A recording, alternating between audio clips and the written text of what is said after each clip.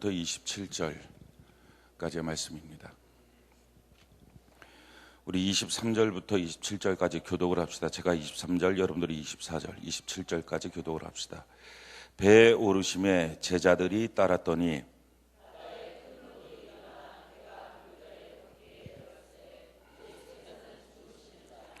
그 제자들이 나와 깨우며 이르되 주여 구원하소서, 우리가 죽겠나이다.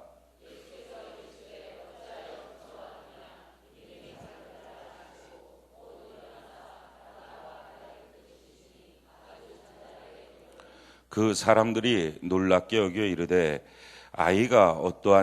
이이가 어떠한 사람이기에 바람과 바다도 순종하는가 하더라. 아멘. 오늘 마태복음 강의 42번째 시간입니다. 믿음은 예수님과 함께 있는 것입니다 라는 제목으로 하나님 말씀 증거하겠습니다. 믿음 생활 우리가 하고 있습니다. 이 믿음 생활, 믿음이라고 하는 것이 무엇인지 우리가 분명하게 아는 것이 중요한데, 히브리서 11장 6절에 보면 믿음이 없이는 하나님을 기쁘시게 하지 못하나니 하나님께 나아가는 자는 반드시 그가 계신 것과 또한 그가 자기를 찾는 자들에게 상 주시는 이심을 믿어야 할지니라. 우리의 믿음에 대해서 정의를 하는데 반드시 우리의 삶의 현장에 하나님이 계신다 하는 것을 믿는 것입니다. 내 삶에, 지금 나의 이 현장에 우리 하나님이 계신다. 그리고 그 하나님께 우리가 나아가면 반드시 하나님은 내게 응답하시고 상을 주신다. 이것을 믿는 것, 이게 믿음이다라는 것입니다. 마태복음 16장 24절에 보면 이에 예수께서 제자들에게 이르시되 누구든지 나를 따라오려거든 자기를 부인하고 자기 십자가를 지고 따를 것이니라. 우리가 주님을 따라가는 믿음의 삶이라고 하는 것은 나를 부인하는 것, 그리고 내게 주신 십자가를 내가 짊어지고 살아가는 것, 따라가는 것, 이게 바로 주님을 따라가는 믿음의 삶입니다. 그래서 믿음의 삶을 살기 위해서 반드시 필요한 것은 내 자신이 부인돼야 됩니다. 나는 0, 예수님은 100. 이렇게 해서 자꾸 내 자신을 빼는 것, 내 자신의 힘을 빼는 것, 이것을 성경적인 용어로 겸손이라고 말하는데, 이 겸손이 될 때 우리가 예수님을 따라가는 믿음의 삶이다 라고 말합니다. 마태복음 10장 37절로 38절에 보면 아버지나 어머니를 나보다 더 사랑하는 자는 내게 합당하지 아니하고 아들이나 딸을 나보다 더 사랑하는 자도 내게 합당하지 아니하며 또 자기 십자가를 지고 나를 따르는 자도 내게 합당하지 아니하니라. 또 자기 십자가를 지고 나를 따르지 않는 자도 내게 합당하지 아니하니라. 그러니까 자기를 부인한다라고 말할 때 이 말을 조금 더 또 우리에게 가르쳐주고 있는 내용은 아버지나 어머니보다 우리 예수님을 더 사랑하는 것, 이게 바로 나를 부인하는 거다 하는 거예요. 내 아들이나 딸보다 예수님을 더 사랑하는 것, 이게 나를 부인하는 거다 하는 것입니다. 우리가 이 성경적 개념을 가만히 살펴보면 성경의 기초 단위는 가정이다 하는 것을 알 수 있습니다. 우리는 너무 개인주의화가 되어서 나라고 하는 사람이 기초 단위라고 생각을 합니다. 근데 사실은 그렇지가 않고 성경은요, 창세기 1장 27절 28절에 보면 하나님이 남자 여자를 창조하시고 하나님이 그들에게 복을 주시고 또 그들에게 명하시사, 그러니까 하나님의 기초적인 명령 단위는 남자 여자, 이렇게 해서 가정입니다. 또 베드로 전서 3장에도 보면 아내와 남편과의 이 관계가 생명을 이어받는 관계이고 또 한 명과 한 명의 관계가 잘못되면 기도가 막힌다. 그러니까 이게 하나님께 나아가는 기초 단위가 바로 이런 부부관계, 그러니까 한 가정이다라는 것을 우리가 알 수 있습니다. 나라고 하는 사람에 대한 범위를 성경은 나와 내 가정이라고 하는 것으로 하고 있습니다. 나를 부인하지 아니하면 우리가 예수님을 따라가지 못한다. 이게 믿음 생활이다 할 때 그 나의 범주는 내가 내 자녀도 부인하는 겁니다. 내가 내 딸도 부인하는 것입니다. 내가 내 부모도 부인하는 것입니다. 무엇 앞에? 예수님 앞에. 그러니까 예수님보다 더 귀하게 생각하는 것, 더 먼저로 생각하는 것, 이게 부인이 안 된 거거든요. 이렇게 예수님보다 더 많이 사랑하는 것이 없이 만드는 것, 그렇게 하고 자기 십자가를 지고 살아가는 것, 이게 바로 믿음의 삶이다 하는 것입니다. 예수님을 섬기는 일에 있어서 그 어떤 것들로도 제한받지 않는 삶. 그러니까 당연히 내 아들, 내 딸, 내 부모, 내 어머니, 아버지보다도 예수님을 더 많이 사랑해야 된다고 한다면 내 직장, 내 사업장은 말할 것도 없습니다. 내 교우 관계 말할 것도 없습니다. 그러니까 이처럼 언제든지 예수님이 먼저가 되는 것, 이게 나를 부인하는 삶입니다.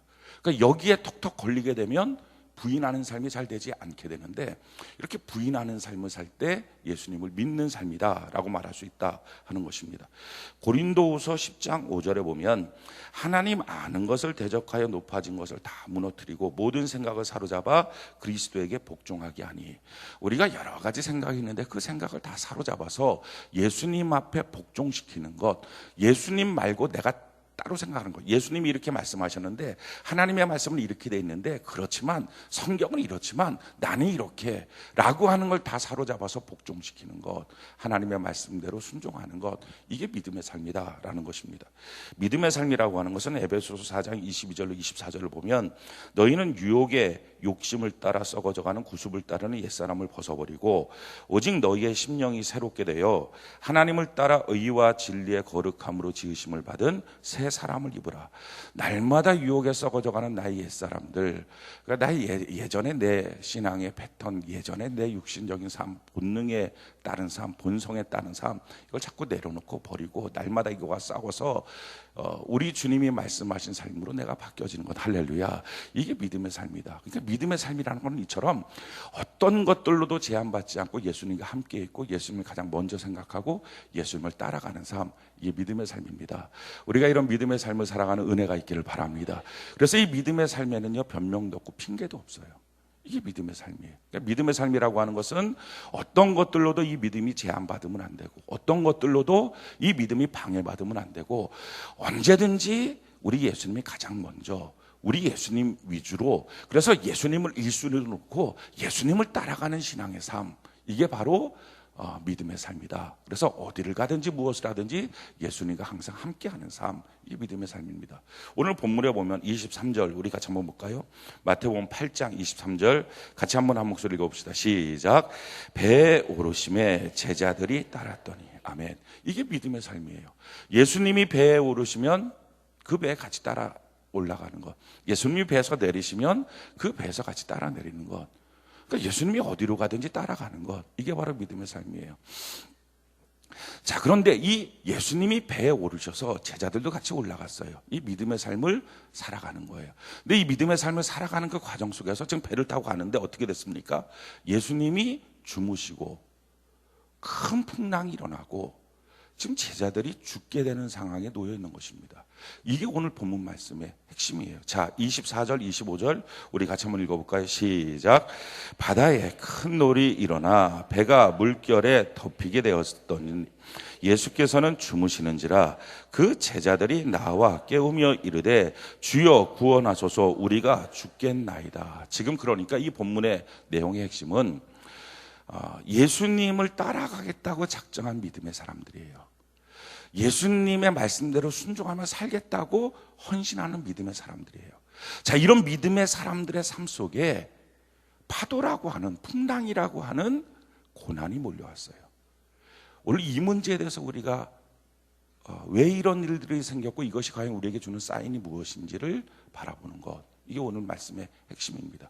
고난은 두 종류의 고난이 있을 수 있어요. 고난 자체가 두 종류의 고난이 아니라 그 고난을 당하는 사람들의 위치가 두 종류예요. 하나는 하나님의 말씀대로 살지 않고 자기 마음대로 살아가는 사람, 이 고난이 닥칠 수 있어요. 이 고난은 징벌이에요. 하나님께 매를 맞은 거예요. 징벌이에요. 근데 지금 이 사람들은 예수님을 따라가겠다고 예수님이 배에 타시니까 같이 배에 탄 거예요. 예수님 말씀대로 순종하겠다고 순종하는 거예요. 하나님 앞에 헌신하겠다고, 신앙생활 하겠다고, 그래서 결심하고 봉사도 하고 예배도 드리고 이렇게 어떻게 하든지 하나님의 말씀대로 살려고 애를 쓰고 있는 사람들이에요. 근데 그런 사람들 가운데 생기는 고난이에요. 그럼 이 고난은 도대체 이유가 뭐냐? 그러니까 지금 여러분들 같은 경우가 신앙생활 열심히 하겠다고 하는데 왜 내 삶에 고난의 문제가 터질까 하는 문제를 오늘 다루는 것입니다. 자, 중요한 것은요, 이 고난의 핵심은 순서가 중요해요. 맞는 순서를 한번 해보는 거예요. 파도, 이게 1번이에요. 1번. 2번 예수님의 주무심. 이게 2번. 3번 제자들이 살려달라고 함. 자, 예. 이 글씨를 알아볼 수는 없겠지만 파도, 1번은 파도, 2번은 예수님이 주무심. 자, 3번은 제자들이 살려달라고 함. 자, 1번이 뭡니까? 순서적으로 이걸 배워라는 거예요. 자, 1번. 1번은 뭐가 될까요? 제가 무슨 말 하는지 지금 이해가 안 되십니까? 이게 식사하시고 난 다음에 약간 혼미한 상태입니까? 뭐죠? 첫 번째가 뭐죠? 첫 번째가? 예? 첫 번째가 뭐죠? 첫 번째. 예? 그렇죠. 예수님이 주무시는 거죠. 아니, 그럼 예수님이 파도가 몰려오니까 에이, 자야 되겠다. 예수님이 요나입니까? 그게 아니거든요. 예수님이 먼저 주무신 거예요. 주무시고 있으니까 그 다음에 뭐가 일어났어요? 파도가 일어났어요. 파도가 일어나니까 어떻게 됩니까? 제자들이 살려달라고 한 거예요. 지금 순서가. 이 순서가 중요해요. 자, 지금 이 배에서 예수님이 주무셨어요. 예수님이 일을 안 해요. 이게 위기예요. 자, 우리가 이사야 62장 6절로 7절을 한번 띄워주시고 우리 같이 한번 읽어봅시다. 이사야 62장 6절로 7절 같이 한 목소리 시작. 예루살렘이여, 내가 너의 성벽 위에 파수꾼을 세우고 그들로 하여금 주야로 계속 잠잠하지 않게 하였으니라. 너희 여호와로 기억하시게 하는 자들아, 너희는 쉬지 말며 또 여호와께서 예루살렘을 세워 세상에서 찬송을 받게 하시기까지 그로 쉬지 못하시게 하라. 자, 성경이 우리에게 주문하고 있는 게 뭡니까? 나로 하여금 영광을 받으시는 그날까지 나를 향하여 일하시는 하나님이, 예수님이 쉬면 안 된다라는 거예요. 근데 지금 이 배의 사건은 뭡니까? 예수님이 쉬는 거예요. 주무시는 거예요.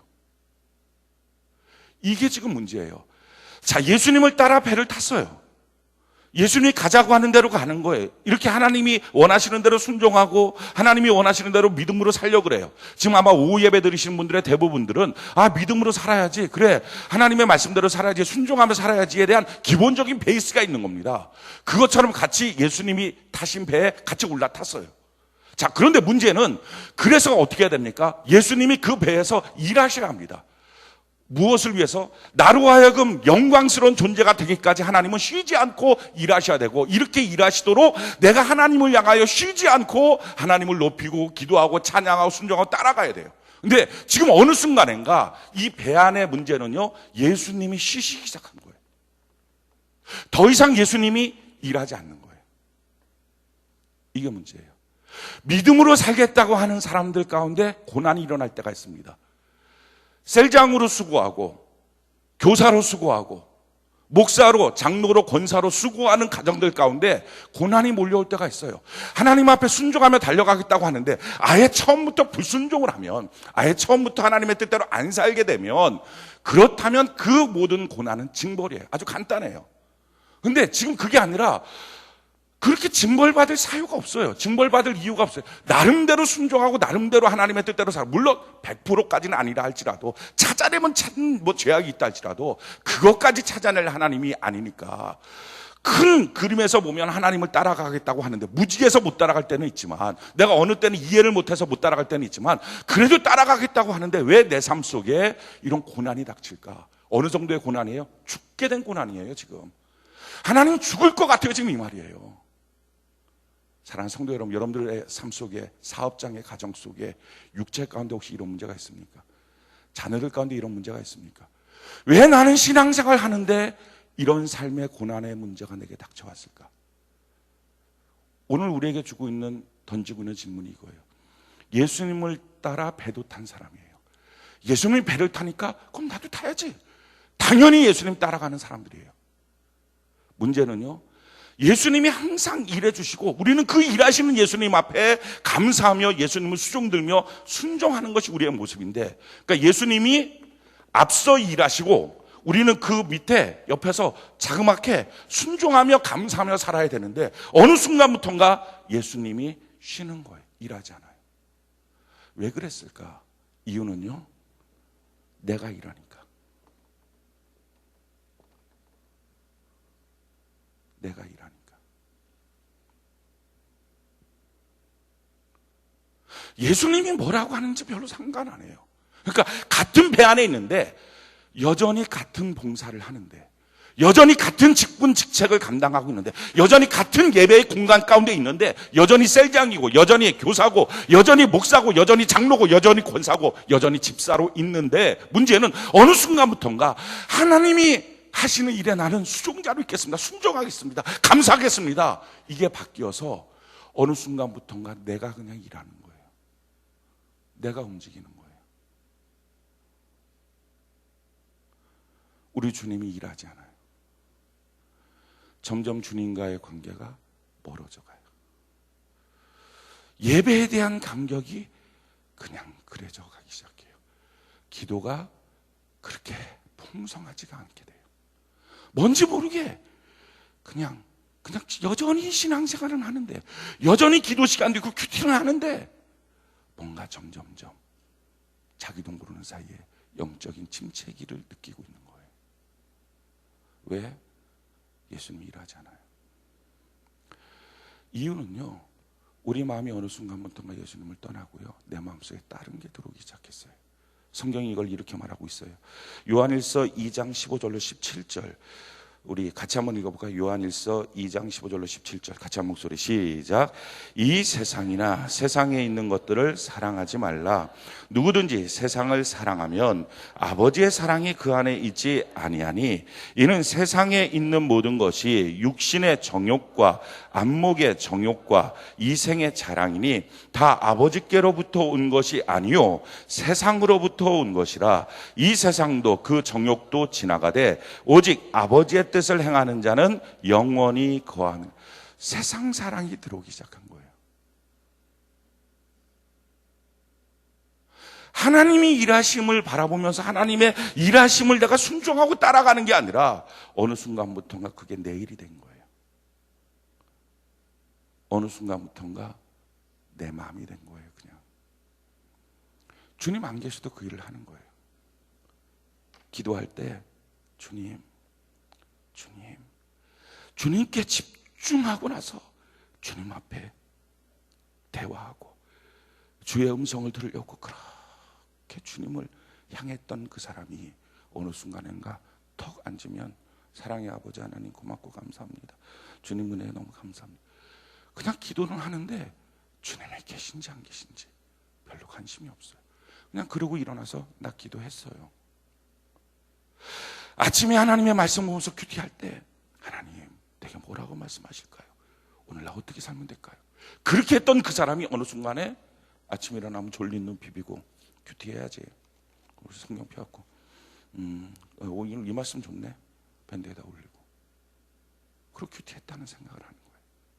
교회 안에서 봉사를 하는데 그 봉사를 통하여 감격이 섰고, 하나님 지금 나의 이 찬양을 받으시죠. 나의 이 헌신을 받으시죠. 내가 이렇게 주의 몸된 교회 안에서 청소하고 섬기는 것들 주님 받으시죠. 식당 봉사하고 아이들 가르치는 걸 주님 받으시죠. 그렇게 주님을 찾던 그 사람이 그냥 그 일을 하는 거예요. 똑같은 배 안에 여전히 있었어요. 근데 주님과의 거리는요 점점 분리되기 시작했어요. 주님이 일하지 않아요.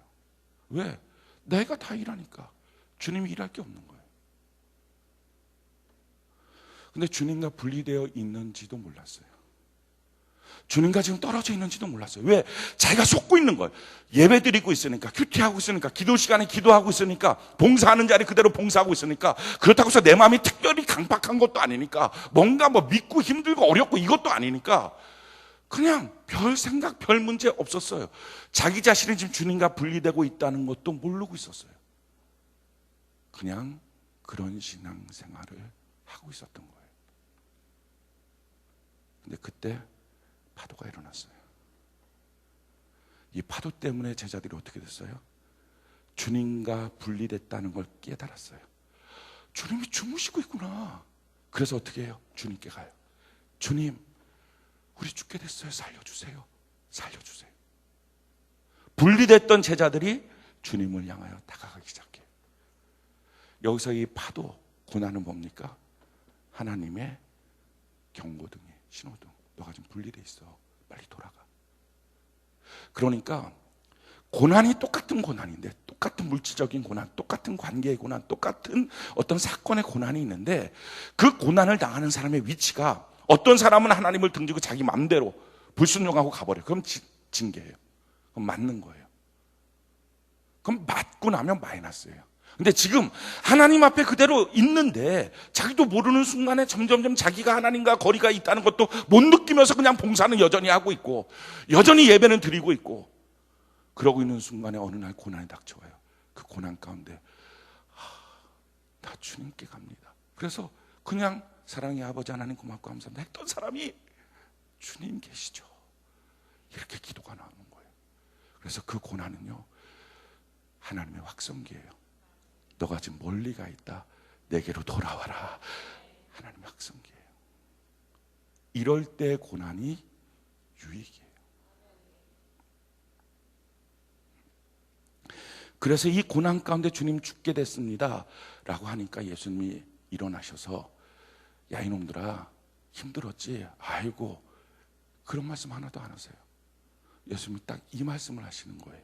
자, 26절 우리가 한번 볼까요? 26절 같이 한 목소리 시작. 예수께서 이르시되 어찌하여 믿음이 적은 자들아 하시고 곧 일어나사 바람과 파도를 꾸짖으시니 아주 잔잔하게 되거늘. 아멘. 뭘 점검하십니까? 믿음. 그래, 지금 이 문제는 너와 나 사이에 믿음의 간격이 벌어진 거야. 지금 너와 나 사이가 믿음이 점점 멀어져 가고 있는 거야. 그걸 깨닫게 하시는 하나님의 경종. 여러분들이 예배를 드리는데 고난이 있습니까? 우리가 수학적으로 놓고 보면 예배 드리면 고난이 없어야 되잖아요. 예배 드리면 하나님과 함께 있는 거고, 하나님의 복을 받는 시간에 왜 예배 드리고 나서 고난이 있습니까? 왜 기도했는데 문제가 터지고, 큐티하는데 문제가 터지고, 왜 봉사하고 섬기는데 왜 갈등과 문제가 터지고 다툼이 생길까요? 이유는요, 그럴 수가 없는데, 그런 이유는 그 일을 하는 공간 안에서 어쩌면 일만 하고 있으니까, 주님과의 마음은 멀어져 있으니까, 주님은 찾지 않으니까. 그걸 찾으라고. 사랑하는 성도 여러분, 여러분들의 삶 속에 혹시 고난이 있다면 우리 주님을 찾는 시간 되기를 바랍니다. 내가 또 뭘 잘못해서 그거 하지 말고, 자기를 향하여 정죄하지 말고, 그래, 내가 이 시간 주님을 찾자. 아멘이십니까? 내 마음에서부터 주님을 찾자. 이 고백이 있는 은혜가 있기를 바랍니다. 자, 그러면 어떻게 이 고난이 몰려왔을 때 이 문제를 해결할까 하는 거예요. 우리가 4가지 스텝이 있어요. 제일 첫 번째, 우리가 예수님을 잘 믿고 있음에도 불구하고 닥쳐오는 고난이에요. 지금 이 오늘의 사건은 예수님을 잘 믿고 있음에도 불구하고 닥쳐오는 고난. 이럴 때 정죄하지 말아요.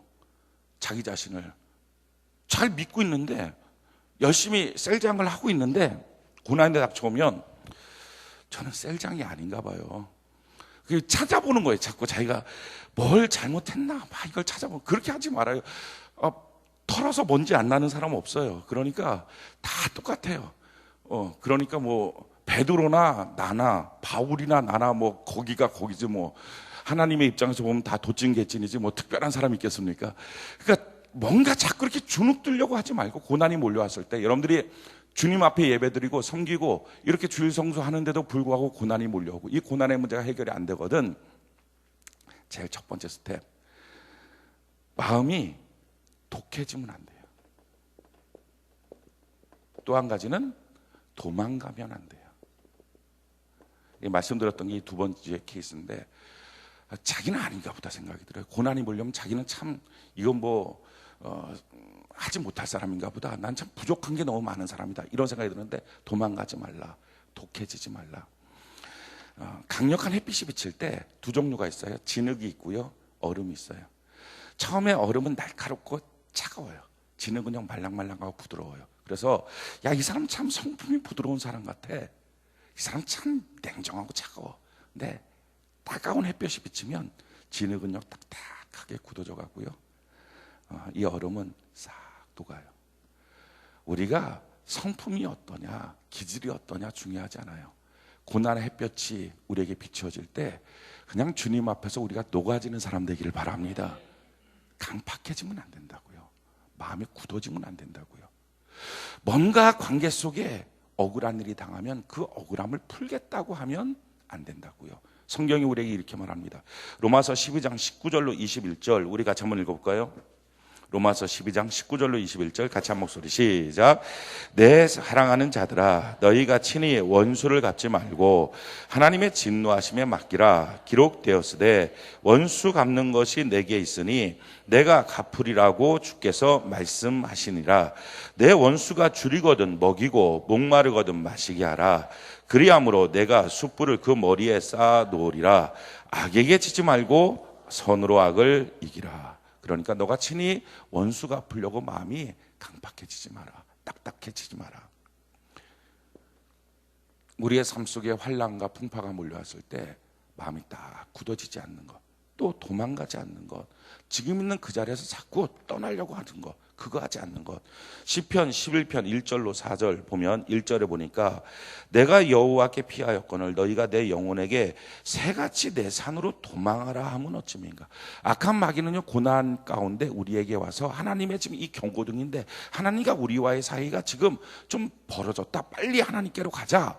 이렇게 하나님은 우리에게 가르쳐 주기를 원하시는데 마귀는 지금 우리의 마음속에 도망하라 라고 하는 도망하라. 그래서 마음이 자꾸 도망가겠다는 마음, 떠나는 마음이 되는 거예요. 왜 이렇게 도망하는 마음이 되느냐? 2절에 보니까 악인이 활을 당기고 화살을 씨에 먹으며 마음이 바른 자를 어두운 데서 쏘려 하는도다. 그러니까요, 내 교회에 있으면, 내게 있는 직분에 그대로 있으면, 내게 있는 직책에 그대로 있으면 마귀는 절대 공격 못해요. 내가 내려놓는 순간부터 마귀가 공격하는 거예요. 내가 거기서 떠나는 순간이 마귀가 활을 갖고 화살을 먹여서 쏘아 죽이는 거예요. 그러니까 그냥 내 교회에 붙어 있으면 죽을 것 같아도 내 직책을 그대로 하면, 내 직분을 그대로 하면 이게 나에게 방패 마귀가 돼요. 그래서 마귀가 나를 공격 못해요. 그러니까 마귀가 어떻게 해요? 도망가라, 도망가라, 떠나라. 중간에서 활을 쏘려고. 이게 마귀의 전략이에요. 그래서 내 삶에 고난이 몰려올 때 독해지지도 말고 도망가지도 말아야 된다. 자, 그 다음에 이 기초 가운데 두 번째 뭘 해야 되느냐? 이유를 발견하고 회개하라. 이유가 있다고요. 그 가운데서 내가 지금 여전히 나는 봉사하고 있는데요. 난 여전히 예배드리고 난 여전히 큐티하고 있는데요. 그래도 하나님과 분리되었던 이유가 있고 그 이유를 발견하고 회개해야 된다 하는 거예요. 야고보서 1장 14절로 17절 우리 같이 한번 읽어볼까요? 야고보서 1장 14절로 17절 같이 한 목소리 시작. 오직 각 사람이 시험을 받는 것은 자기 욕심에 끌려 미혹됨이니 욕심이 잉태한 즉 죄를 낳고 죄가 장성한 즉 사망을 낳느니라. 내 사랑하는 형제들아 속지 말라. 온갖 좋은 은사와 온전한 선물이 다 위로부터 빛들의 아버지께로부터 내려오나니 그는 변함도 없으시고 회전하는 그림자도 없으시니라. 아멘. 주로 하나님과 분리되고 내가 일하는 이유는요, 욕심 때문이에요. 각 사람이 시험을 받는 것은 자기 욕심에 끌려 미혹 때문이니 욕심이 잉태한 즉 죄를 낳고 죄가 장성한 즉 사망을 낳느니라. 욕심의 문제예요. 그래서 내 안에 있는 이 욕심을 한번 찾아봐야 돼요.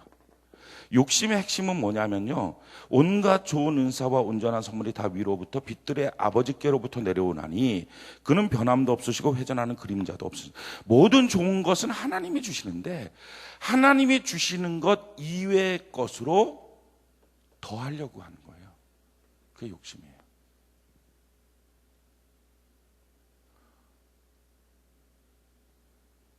왜 더 하려고 할까요? 자랑하고 싶어서.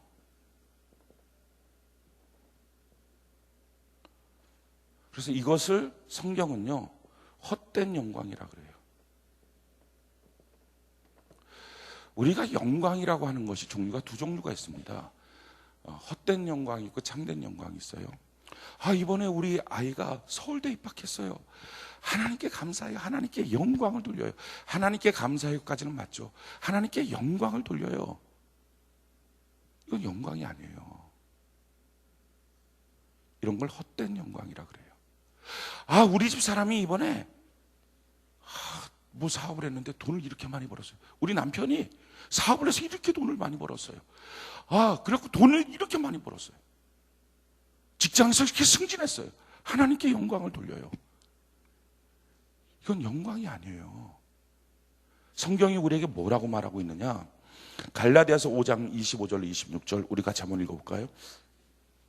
갈라디아서 5장 25절로 26절 같이 한 목소리 시작.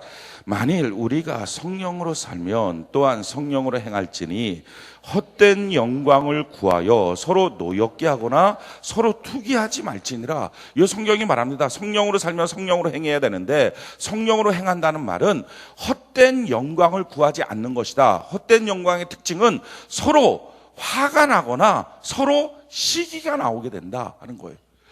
우리 아이 이번에 서울대 합격했어요. 근데 지금 이 집은 재수하는 거예요. 그 말을 듣는데 하나님께 영광 같이 박수 이게 안 되고 마음이 쭉 기운이 빠지고 속이 상해요. 이번에 이렇게 큰 집 샀어요. 근데 지금 자기 있는 집에서 쫓겨나게 생긴 거예요. 그 말을 들으니까 기가 막히는 거예요.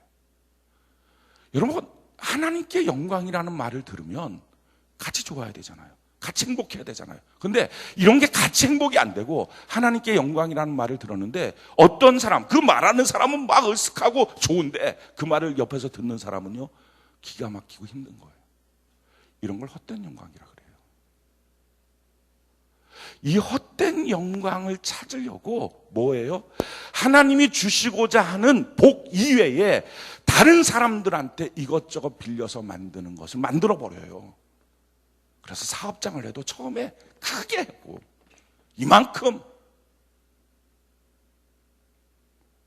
딴 걸 해도 이만큼 속빈 간정인데 겉으로는 모습이 이렇게 자랑하고 싶어서. 우리가 이렇게 하고 나면요 이 헛된 영광 때문에 얼마나 자기가 일하는지 몰라요. 주님이 앞장서지 못하고 자기가 그걸 채우려고 분주해지고 자기가 그걸 채우려고 애를 써요. 똑같이 봉사하고 똑같이 예배드리는데 그래서 그때부터는요 자기도 모르는 영적 침체에 빠져요. 사랑하는 성도 여러분, 그래서 자랑하지 말라 하는 거, 헛된 영광에 빠지려고 하지 마라. 뭐를 드러내놓고 그렇게 하지 마. 하나님이 주시는 것은요 이렇게 되는 게 아니에요. 이런 영광이 아니에요. 우리가 예수 믿고 난 다음에요 자랑하는 게 아니에요. 그럼 참된 영광이 뭐냐? 성경이 말하는 참된 영광. 우리 아이가 이번에 고시 봐서 합격했어요. 판사 됐어요. 우리 아이가 이번에 검사 됐어요. 그거 영광 아니라니까요. 아니, 더 정확하게 말하면 영광일지 아닐지 몰라요. 참된 영광의 핵심은 뭐냐? 이거예요. 참된 영광은 데살로니가전서 2장 19절로 20절. 데살로니가전서 2장 19절로 20절 같이 한 목소리 시작. 우리의 소망이나 기쁨이나 자랑의 면류관이 무엇이냐? 그가 강림하실 때 우리 주 예수 앞에 너희가 아니냐? 너희는 우리의 영광이요 기쁨이니라. 자, 지금 사도 바울이 뭐라고 말합니까? 전도를 통해서 주의 몸된 교회 양육과 말씀을 통해서 세워진 데살로니가 성도들을 향하여 사도 바울이 너희가 바로 내 영광이야 라고 말해요. 그러니까 진짜 영광은 나 때문에 변화된 영혼이에요. 우리 아이가 이번에 서울대 들어가서 하나님께 영광 돌려요. 영광 아니고, 그래 서울대 들어가서 그 다음에 그 아이를 통해서 변화받은 영혼이 누가 있냐는 거예요. 영혼이 있어야 영광이에요. 우리 사업장 이렇게 이번에 돈 많이 벌었어. 그래요. 그 돈 많이 벌어서 그 돈 갖고 누가 덕을 받느냐는 거예요. 덕 본 사람이 없으면 영광이 아니에요. 누가 나 때문에 변화된 영혼이 있느냐. 오늘날에 기독교가요 복 받아서 자랑하려고 그래요. 헛된 영광. 복 받아서 큰 집 사서 목사님 모시고 신방해 갖고 이렇게 복 받았어요. 그게 무슨 소용이 있습니까? 그렇게 큰 집 사서 큰 집 산 그 일로 어떤 영혼이 변화받았느냐? 누가 하나님께 더 가까이 갔느냐? 그게 없다면 헛된 영광. 이번에 월급이 올랐어요. 월급이 올라서 그거 갖고 누가 덕을 받느냐? 제가요, 제 아이가요. 이렇게 되면 이게 다 나라니까, 나 한 가정다. 맨날 남을 위해서 복을 달라고 그러고 남을 위해서 기도하라 그러면 하나님 알겠습니다. 이제 저를 위해서 기도하지 않고요. 제가 이제부터 제 남편을 위해서 기도해요. 그게 다 한 독속 같은 거라니까, 같은 거. 하나님의 기초 다니는 가정이라니까요. 자랑이 아니고 변화받은 영혼이 있느냐, 덕본 사람이 있느냐. 오늘날 기독교가요, 다 자기로 받고 끝나니까 복받는 일에 대해서 다 기복주의라 그래요. 기복신앙이라 그래요. 아니에요. 기본적으로 기복신앙이라고 하는 것은요, 내가 복받아서 내가 잘 되는 거예요. 이건 정말 기복신앙이에요. 내가 복받아서 내가 잘 되는 게 아니에요. 기독교는요, 내가 복받아서 남이 잘 되는 거예요. 내가 복받아서 남이 덕보는 거예요. 그래서 우리는 복의 근원이에요. 복의 샘물같이 솟아나오는 근원이에요. 샘물이 샘물을 먹는 게 아니라 샘물 옆에 있는 사람들이 샘물을 떠먹는 거예요. 우리가 금을 떠먹는 게 아니라 우리 주변이 떠먹기 시작하는 거예요. 아멘이십니까? 그런데 그거를 내 자랑하고 싶으니까 사업장을 하나 열어도 내 자랑하고 싶고, 집을 하나 사러 내 자랑하고 싶고, 누가 취직해도 내 자랑하고 싶고, 애가 대학 들어가도 내 자랑하고 싶고, 뭐든지 내 자랑으로 뭐든지 귀결하고 싶으니까, 없는 것까지 붙여서라도 하고 싶으니까 헛된 영광이 되는 거예요. 그렇게 헛된 영광을 하려고 하다 보니까 처음에 주어진 자기의 실력만큼, 처음에 주어진 하나님의 축복만큼이 아니라 여기저기 빌려서 꺼와서 이것저것 다 갖다 놓고 그래서 만들어버려요. 이걸 뭐라 그래요? 욕심. 이 욕심이 잉태하니까 죄가 되고, 죄가 잉태하니까 자라나니까 사망이 되는 거예요.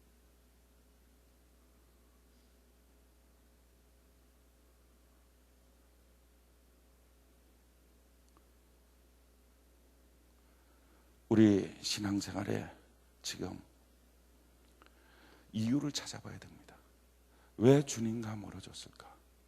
언제부터 주님과 멀어졌을까? 내 안에 있는 욕심, 내 자랑, 이것들이 활개를 치면서 주님과의 거리를 멀게 하고, 신앙생활이 정말 기복적인 신앙생활로 바뀌어지고, 진짜 중요한 신앙생활, 나 때문에 변화된 영혼이라고 하는 가치는 점점 잃어버리고, 그렇게 신앙생활 하다 보니까 이것이 내 신앙의 위기가 된 거예요. 우리가 이것을 발견하고 회개하는 은혜가 있기를 바랍니다. 세 번째 스텝, 이제는 정직한 마음으로 예수님께 붙어서 예수의 열매를 맺어야 된다 하는 거예요. 원래 세우는 그 자리에 돌아가서 군더더기 있는 거 다 치우고, 자랑하려고 했던 거 다 치우고, 정말 나를 세우신 그 자리에 서서, 나를 주님이 목사로 세워주시면 목사의 그 자리에 거추장스러운 거 다 치우고 그 자리에 서서 주님의 열매, 장로로 세워줬으면 거추장스러운 거 다 치우고 장로의 열매, 셀장으로 세워줬으면 셀장의 열매, 교사로 세워줬으면 교사의 열매, 그것만 딱 맺을 수 있도록 높아지고 자랑하고 싶고 드러내고 싶고 박수받고 갈채받고 싶은 거 다 내려놓고 거기에 딱 예수님께 붙어서 열매 맺는 것, 이 자리에 우리가 돌아가야 돼요. 거기서부터 다시 시작하는 거예요. 욕심으로 덕지덕지 붙어있는 거, 자랑하고 싶어서 만들어놨던 거, 그거 다 지우고, 그거 지워져서 망하는 거 아닙니다. 100평짜리 사업장 만들어놨다가 10평짜리 사업장 된다고 그 사람 망한 거 아니에요. 만약에 100평 가운데 90평이 욕심이었고 10평이 하나님이 주신 축복이라면, 이 욕심 때문에 하나님과 멀어져 있었는데 그냥 10평으로 줄여놓으면, 그래서 하나님이 주신 축복만 딱 채워서 하나님께만 딱 붙어만 있으면 그럼 되는 거예요. 50평짜리 아파트에 30평이 욕심이고 20평이 하나님이 주신 축복이면 20평짜리로 이사 간다고 해서 그 집안이 쪼그라든 게 아니라 이제 거기서부터 제대로 시작하는 거예요. 제대로. 남한테 보여줄 것도 없고 남한테 자랑할 것도 없고, 하나님이 주신 축복 여기서부터 시작합니다. 이제부터 하나님의 은혜 가운데 하나님이 내게 주신 열매를 맺게 하여 주옵소서. 나의 열매는 자랑이 아니라 하나님 이곳에서부터 나를 통하여 변화되는 영혼이 열매라면, 하나님 나 때문에 바뀌어지는 영혼이 있게 하여 주옵소서. 내가 섬김으로 변화받는 영혼이 있게 하여 주옵소서. 이렇게 정말 단순하게 시작해야 돼요.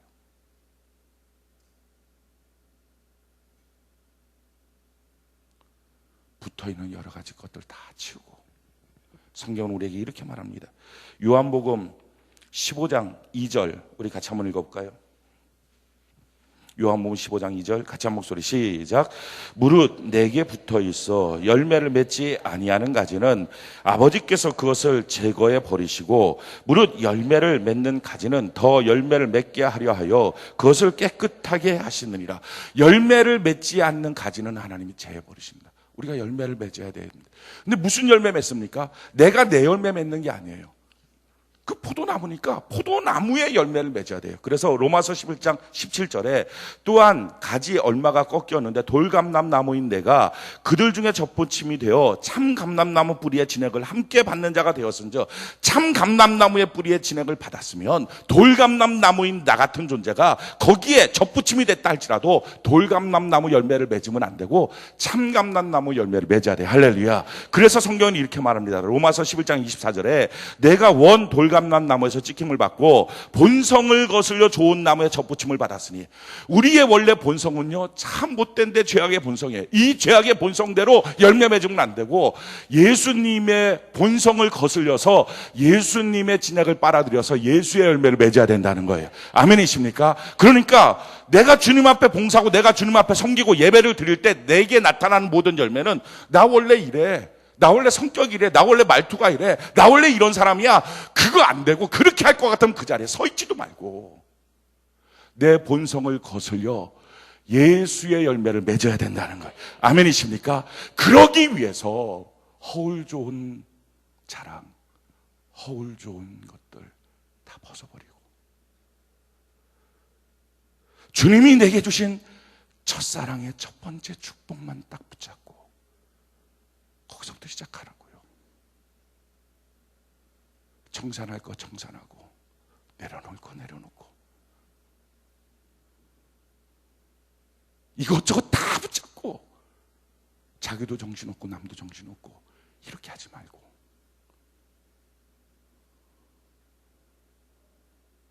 자기도 모르게 부풀어 올랐던 누룩 같은 것이 내 마음에 있는 거 싹 제거하고 하나님 내가 이것 갖고 이제 다시 시작합니다. 하나님 내게 복을 내려 주옵소서. 내가 이것 말고 사람한테 드러내고 싶었고 자랑하고 싶었고 보여주고 싶어서 이것도 저것도 하면서 본래 내 자리도 아닌 거 내 것인 양 주장하고 그렇게 앉아있기만 하면 내 것인 양 말하고 있었는데 겉은 번지르도 속은 속빈간정처럼 다 무너져 있는 내 모습. 이것 때문에 분주해서 뛰어다니다가 하나님과의 거리도 점점 멀어져 버리고 있는 내 모습. 이제는 하나님 내가 발견했습니다. 내 안에는 욕심 갖고는 해결되지 않습니다. 이 욕심의 뿌리 뽑아내버리고 헛된 자랑의 뿌리 뽑아내버리고 하나님 앞에서 주신 축복 다 그거 붙잡고 예수 열매 맺어가면서 한 사람 한 사람 내 주변 사람 이제는 돌아보고 정신없이 뛰다 보면요 사람 못 돌아봐요. 돈 때문에 정신 팔리고 세상에서 정신 팔리고 사람 못 돌아봐요. 아니 자기 가정도 못 돌아봐요. 그 사람들 돌아보면서 과연 나 때문에 변화받아 예수 열매 맺는지 예수 영광 나타나는지 이거 하면서 한 걸음 한 걸음 걸어가는 거 이게 우리가 해야 될 일입니다. 그리고 나서 이와 같은 세 번째 스텝까지 하고 난 다음에 마지막에 하나님이 주시는 축복과 능력을 공급받으라는 거예요. 하나님의 축복을 경험하라는 거예요. 하나님은요 복을 주실 때 하나님이 주신 깨끗한 곳에 더하여 주시지 하나님이 주신 것 외에 이것저것 있는 오물투성에다가 하나님은 더해 주시지 않아요. 그래서 깨끗함이 경쟁력이에요. 깨끗함.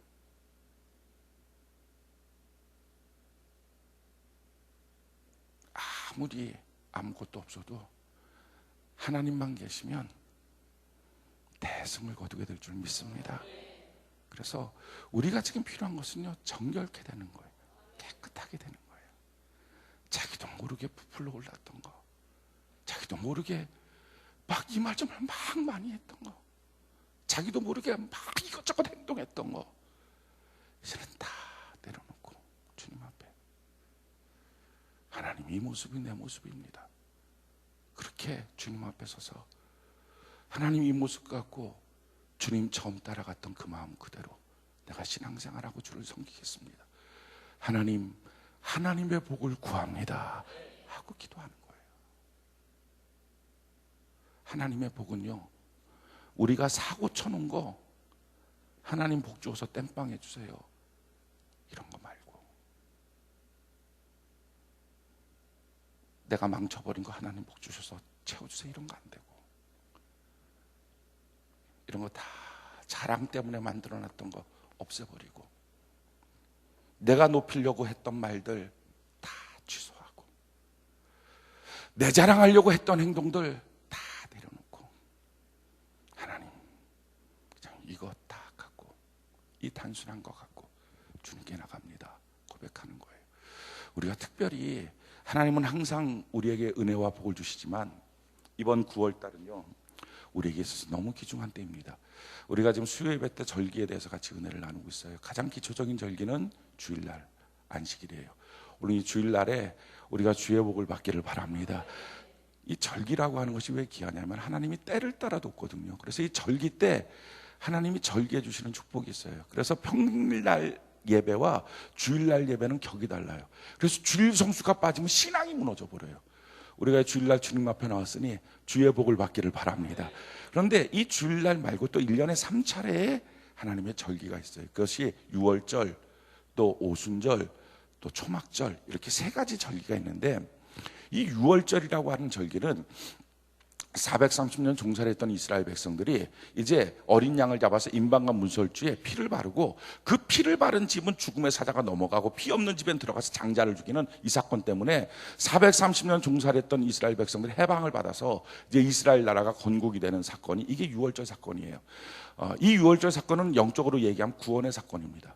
근데 이 구원의 사건 때문에 이 유월절을 기점으로 해서 이 절기 때 하나님 주시는 놀라운 축복은 뭐냐면, 특별히 가족 구원에 대한 은혜를 많이 주십니다. 그래서 지난 수요일 날 제가 그런 설교를 했어요. 우리 성도들 가운데 혹시 아직 가족 구원이 다 이루어지지 않는 사람들은 반드시 가족 구원을 위해서 지금부터 기도를 시작하시다. 이게 뭐 하루아침에 뚝딱 해서 이번 주에 교회 나오세요, 이거가 될 수는 있어요. 근데 이번 주에 교회 나오세요 하는데 다음 주에는 교회를 안 나가. 왜 이런 일이 생기느냐? 근본적으로 그 사람이 교회를 나올 수 있는 토양을 만들어주지 않고 한 번만 그리고 딜을 해요. 그 사람한테 교회 한번 나가자면 내가 어떻게 해줄게, 이렇게 해서 나가는 거는요, 이런 조건부로 나가는 거는 근본적인 변화가 없어요. 가족구원이 안 되는 거예요. 가족구원은 그래서 뜸을 들이고요, 기도하고 많은 토양의 바뀜이 있어야 돼요. 성경의 기초적 때는 아까 말씀드린 것처럼 한 개인이 아니라요, 한 가정이에요. 그래서 한 가정 안에 과연 구원의 역사가 있느냐, 주 예수를 믿으라 그리하면 너와 내 집이 구원을 받으리라. 그래서 가족이라고 하는 것은 하나님의 구원의 조건이고 구원의 토대예요. 가족 구원이 된다는 것은요, 자기 개인 구원의 완성이 되었다는 표시입니다. 왜냐하면 우리가 밖에 나오면 내 겉모습 보여줄 수 있어요. 내 앞에 모습 보여줘요. 근데 집에 가면요, 내 뒷모습도 봐야 돼요. 뒷모습도 봐서 은혜로워야 그 사람 따라서 그 교회 와요. 그래서 가족 구원이 안 되면 아직 그리스도 안에서의 성숙의 문제가 있는 거예요.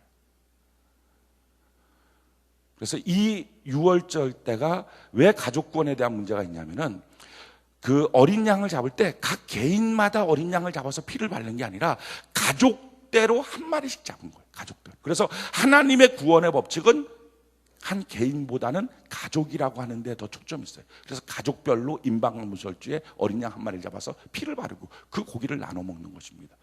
지금부터라도 저는 여러분들이 아직도 가족 구원이 안 돼 있는 사람들, 자기 부모, 형제, 그러니까 자기가 만나고 알고 있는 친척들이죠, 아직 그 사람들 중에서 예수 믿지 않는 가족들이 있다면 지금부터 기도를 준비하시기 바라요. 그리고 구체적으로 입술을 열어 복음을 증거하시기 바라요. 그래서 내년도 보통 이 6월절이 부활절 때거든요. 한 3월, 4월 정도 될 텐데 그때까지 우리 가정 전체가 정말 예수 믿는 가정 만드는 은혜가 있기를 바랍니다. 그러기 위해서요, 본이 돼야 돼요. 말과 행실의 신앙의 본이 돼야 돼요. 아니, 본이 안 되는 사람 따라서 누가 예수 믿습니까? 본이 되는 거. 이렇게 해서 가족권을 놓고 기도하는 거예요. 그래서 구원의 역사 가운데 가장 많은 하나님의 응답과 일이 있는 것이 이 부활절 때, 유월절 때 사건입니다. 그래서 이번에 여러분들이 지금부터 기도하면 보통 한 6개월 정도 앞으로 이제 남아있는데, 이 기간 동안에 여러분들 가족 구원이 다 이루어지는 은혜가 있기를 바랍니다. 두 번째 절기라고 하면 오순절이에요. 이 올해로 따지면요, 4월 3일이 유월절이었고요, 4월 5일이 초실절이에요. 첫 번째 첫 열매 드리는 거, 낫을 비워서 첫 열매 드리는 게 초실절인데, 이 초실절이 예수님이 부활하신 거예요. 그러니까 이 예수님이 부활하신 것, 왜 초실절에 부활하셨느냐? 고린도서 15장에 보면 예수님께서 부활의 첫 열매가 되시기 위해서 초실절에 부활하셨다. 그러니까 절기를 따라서 예수님이 일하셨고 성경대로 절기를 따라서 일하셨다는 것을 우리가 볼 수 있는데, 자세한 내용을 듣기를 원하면 아마 여러분들 우리 홈피에 들어가서 보시던지 아니면 수요예배를 참여하시면 자세한 내용들을 설교를 통해서 이 절기에 대한 내용들을 알 수 있습니다. 그러고 나서 있는 것이 이 초실절로부터 7주를 계수한 것. 그래서 7주, 한 주간이 7일이니까 77절이라 그래서 이 77절이라고 부르고, 이 77절 바로 다음 날이라 그래서 50일이 됐다 그래서 오순절이라고 부르고, 보리 같은 거 추수했다 그래서 맥추절이라고 부르고, 이 세 가지 이름으로 되어 있는 것이 바로 5월, 올해로 따지면 5월 24일인 거예요. 이 5월 24일은 공급에 대한 감사의 날입니다. 이때 성령께서 오셨어요. 이때 십계명 말씀을 주셨어요. 공급이 있는 거예요. 그러니까 우리가 하나님 앞에 1년 365일 성령을 구하고 성령의 충만함을 받기도 하지만, 특별히 이 절기를 통해서 하나님 앞에 기도하면 하나님 내게 성령의 충만함을 주옵소서 라고 기도하고 성령의 은사를 구할 때, 이 기간대에 기도하면 특별히 하나님이 더 빠르게 역사하십니다. 그러고 나서 세 번째 절기가 초막절이에요. 이 초막절은요, 이스라엘 백성들에게 굉장히 특별한 절기입니다. 왜 특별한 절기냐? 이유는 이 초막절은요, 하나님의 임재와 하나님의 영광 가운데 들어간 절기예요.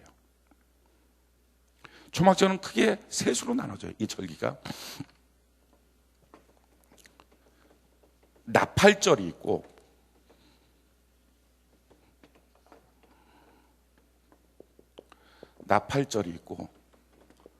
그 다음에 대속죄일이 있고, 세 번째 초막절이 있어요. 이게 이스라엘 달력으로 따지면 7월 1일이고 이게 7월 14일이고, 그러니까 우리 지금 달력으로 따지면 이게 9월 14일인가? 9월 14일. 올해 달력으로는 9월 14일. 이게 9월 23일. 그리고 초막절이 9월 28일부터 10월 4일까지. 이게 초막절이에요. 왜 이 초막절에 대해서 제가 자세하게 설명을 하냐면은, 이 초막절은요, 신명기 16장 13절로 17절 한번 볼까요? 우리 같이 한번 읽어봅시다. 신명기 16장 13절부터 한번 15절까지 같이 한번 읽어봅시다. 시작. 너희 타작마당과 포도주 틀에 소출을 거두어 들인 후에 이래 동안 초막절을 지킬 것이요, 절기를 지킬 때에는 너와 내 자녀와 노비와 내 성중에 거주하는 레위인과 객과 고아와 가부가 함께 즐거워하되, 내 하나님 여호와께서 택하신 곳에서 너는 이래 동안 내 하나님 여호와 앞에서 절기를 지키고, 내 하나님 여호와께서 내 모든 소출과 내 손으로 행한 모든 일에 복 주실 것이니 너는 온전히 즐거워할지니라. 이 초막절의 특징은요, 복 주신 거에 대한 감사가 아니라 복 주실 것이니, 할렐루야. 그래서 하나님의 안식과 하나님의 영광에 들어가는, 하나님의 축복에 들어가는 절기가 바로 이 초막절이에요. 이 절기를 따라서 하나님이 일하십니다. 그래서 구약 성경을 우리가 보다 보면 모든 입당, 성전에 입당하는 입당 예배, 또 모든 일들의 시작을 다 초막절에 했어요. 이스라엘 백성들이 이 초막절 때 하나님께서 복 주실 것이다. 너가 한 모든 일들, 너가 계획하고 구상한 모든 것에 하나님이 복을 주실 것이다. 이게 초막절의 핵심이에요. 이 초막절 맨 처음 나팔절이에요. 나팔을 불러요. 나팔을 불어서, 나팔이라는 것은요, 하나님의 임재를 뜻해요. 그래서 하나님 오세요, 하나님 오세요, 우리 가운데 오세요. 이게 나팔절이에요. 나팔절을 부르고 난 다음에 우리의 대속죄를 해요. 우리의 죄와 악을 하나님 앞에 다 회개해요. 회개하고 났는데, 이 회개하고 난 다음에 사건이 어떤 사건이냐? 레위기 25장 9절로 10절 우리 같이 한번 읽어볼까요? 레위기 25장 9절로 10절 같이 한 목소리 시작. 일곱째 달 열흘날은 속죄일이니 너는 뿔나팔 소리를 내되 전국에서 뿔나팔을 크게 불지며 너희는 50년째 해를 거룩하게 하여 그 땅에 있는 모든 주민을 위하여 자유를 공포하라. 이 해는 너희에게 희년이니 너희는 각각 자기의 소유지로 돌아가며 각각 자기의 가족에게로 돌아갈지며. 아멘. 자, 이 대속죄일의 핵심은 뭐냐면은 그동안 무너졌던 거, 그동안 묶여있던 거, 이런 것들이 다 풀어지는 거예요. 마귀로부터 결박당하고 묶여있던 거, 이게 다 풀어지는 거예요. 이게 대속죄일이에요. 이렇게 풀어지고 난 다음에 하나님의 축복의 안식 가운데 들어가서 이제부터 너가 구상하고 계획한 모든 것들에 하나님의 복을 주시겠다. 이게 바로 초막절입니다. 그게 올해로 따지면 9월 14일, 9월 23일, 9월 28일 추석 바로 다음 날부터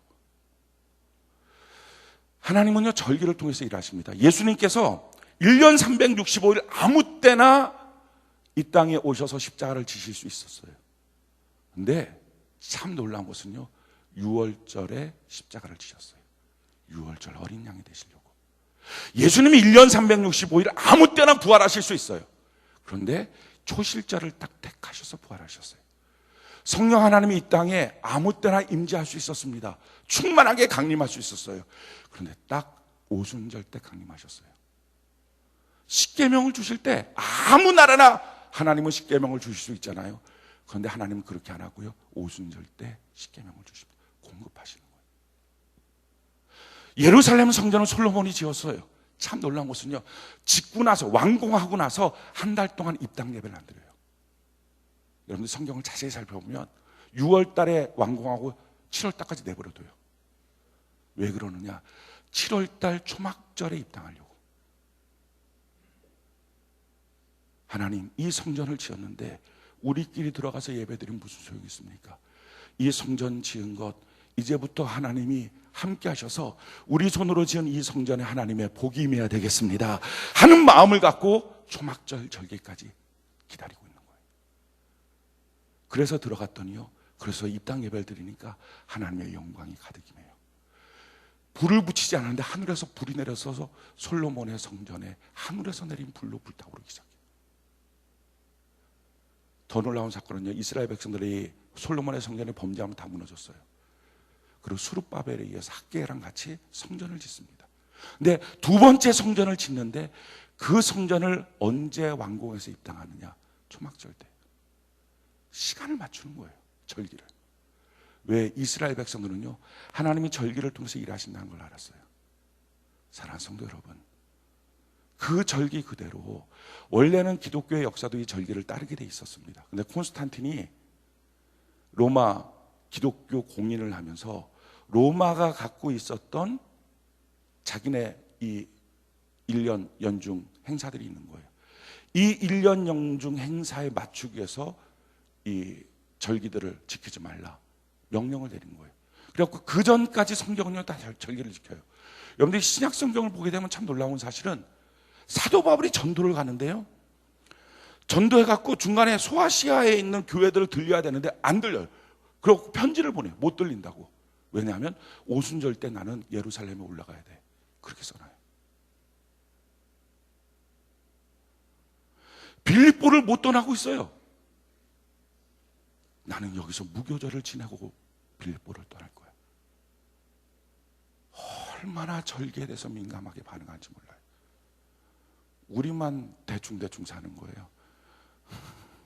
성경에 있는 사람들은 진짜 이 절기에 대해서 민감한데 우리만 아무 일도 없이 야 추석이다 하고 노는 거예요. 지금 문제는 사랑하는 성도 여러분, 우리의 회복의 9월입니다. 아멘이십니까? 초막절의 9월입니다. 나팔절의 9월입니다. 대속죄일의 9월입니다. 하나님 앞에 나팔을 불어서 하나님의 임재가 있고 우리의 죄악을 끊어버리고 우리가 잘못됐던 것, 그래서 만들어졌던 모든 잘못된 관계, 허물어진 관계 하나님께서 다 회복시켜 주시고 하나님의 축복의 안식에 들어가게 될 줄로 믿습니다. 자, 이 놀라운 하나님의 복을 경험하기 위해서 우리에게 필요한 게 뭡니까? 불끈불끈 올라왔던 거, 욕심으로 자랑으로 했던 것들 다 내려놓고, 말도 행실도 다 내려놓고, 오직 예수님의 열매 하나만 맺기 위해서 순수함으로 주님 앞에 서서, 주님, 내가 큐티도 하고 내가 예배도 드리고 내가 봉사도 하면서 그래서 나는 괜찮은 사람인 줄 알았는데 고난에 밀려오면서 하나님 깨달았습니다. 내가 주님 찾지 못하는 사람이었다는 거. 내가 정말 주님을 찾아서 목마른 사슴 시냇물을 찾아 헤매이지 않고 그냥 있었던 사람이라는 거 저는 이제 알았습니다. 그래서 순수한 마음으로 다시 돌아가서 하나님 여기에 복을 주세요. 이것 갖고 이제 시작하겠습니다. 하나님 도와주세요 하고 하나님 앞에 바싹 엎드려 하나님 앞에 구하면은 하나님의 능력을 우리 모두가 경험하게 될 줄로 믿습니다. 사랑하는 성도 여러분, 지금 여러분들이 혹시 욕심과 자랑으로 부풀어 오른 것들이 있습니까?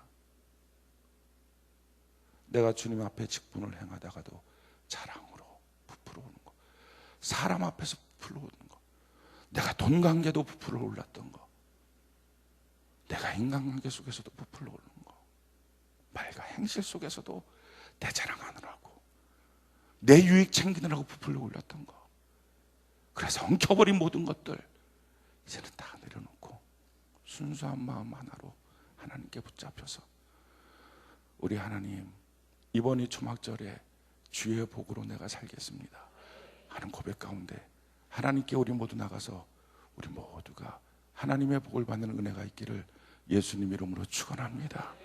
단순하게 돌아가자고요. 깨끗하게 돌아가자고요. 군더더기 없게 우리 돌아가자고요. 처음 있었던 그 마음, 그 신앙 그대로 우리가 돌아가자고요. 신앙에 여러 가지 각색되어 있는 것들 다 내려놓고, 그런 것 때문에 신앙생활 한 게 아니에요. 그런 것 때문에 교회 나오고 예수 믿은 거 아니에요. 그런 것 때문에 직분 있고 직책이 있었던 게 아니에요. 근데 어느 순간부터인가 그 사람 앞에 자랑하고 사람 앞에 영광스러워지려고 사람 앞에 드러내려고 했던 모든 것들, 나도 모르게 붙어있는 모든 것들 다 내려놓고 우리 하나님의 복으로 살아가는, 사람이 100마디 칭찬해봤자 무슨 소용이 있어요. 하나님이 우리에게 복을 주시면 해결될 줄로 믿습니다. 그 복 받아서 자랑하느라고 또다시 망치는 인생이 아니라 그 복 받아서 다른 사람이 덕을 보는 축복의 근원 되기를 예수님 이름으로 축원합니다.